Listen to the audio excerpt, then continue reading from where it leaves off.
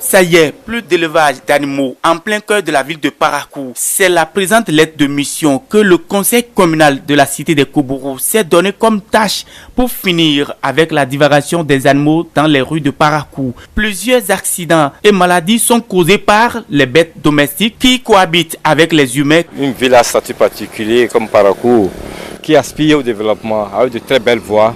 Vous sortez, mais vous rencontrez les bœufs sur les voies un peu partout dans la ville, c'est pas possible. Puis, il y a des quartiers, surtout les anciens quartiers où les gens élèvent carrément ces bêtes-là dans le commun des habitations, là où les gens habitent. Et ce sont les excréments de ces bêtes-là que les gens prennent pour arroser encore les jardins et autres fruits de ce que nous mangeons dans les plats. Et après, on se plaint qu'il y a des maladies. C'est pas normal. Donc moi, je demande vraiment à ce que la mairie du Dynamique en mer, Charles Tokor, puisse quand même y aller et sensibiliser ces gens-là. S'ils ne veulent pas comprendre, il va falloir bien qu'on trouve une solution. Parce que ça ne peut pas continuer. Qu'on ne continue pas à vivre avec les bêtes dans la ville, en pleine ville de Parakou de cette manière. À un moment donné, je vous jure, comme derrière la forêt, la voie de Madina, vous venez sur la voie pavée, mais vous rencontrez les bœufs sur la voie pavée, s'il vous plaît. Et c'est vous qui devez quitter le pavé pour les animaux. L'élevage urbain du bovin est quand même un phénomène fortement interdit. La loi l'interdit parce que, en fait, le bétail s'élève hors du milieu urbain. Pourquoi? Parce que par rapport au désagrément que cela crée au cœur de la ville, nous pouvons noter entre autres les accidents de circulation. Nous pouvons noter également entre autres la dégradation de nos infrastructures et de nos ouvrages d'assainissement.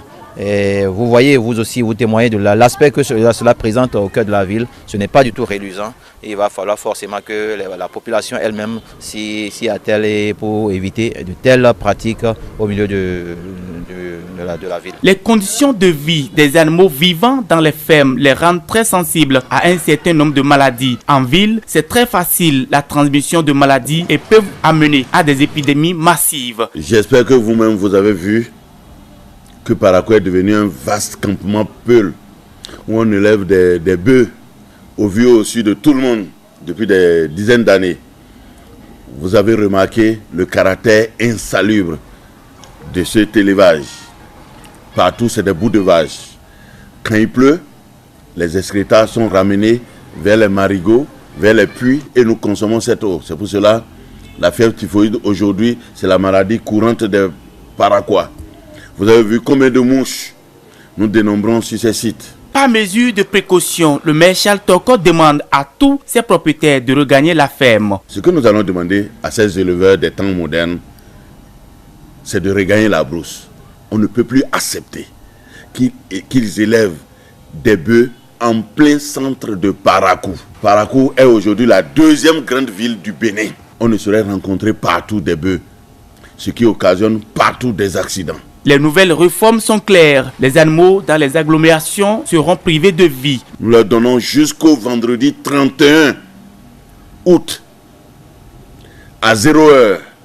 À partir de cette date, nous allons abattre systématiquement tous les bœufs et les vaches que nous allons rencontrer.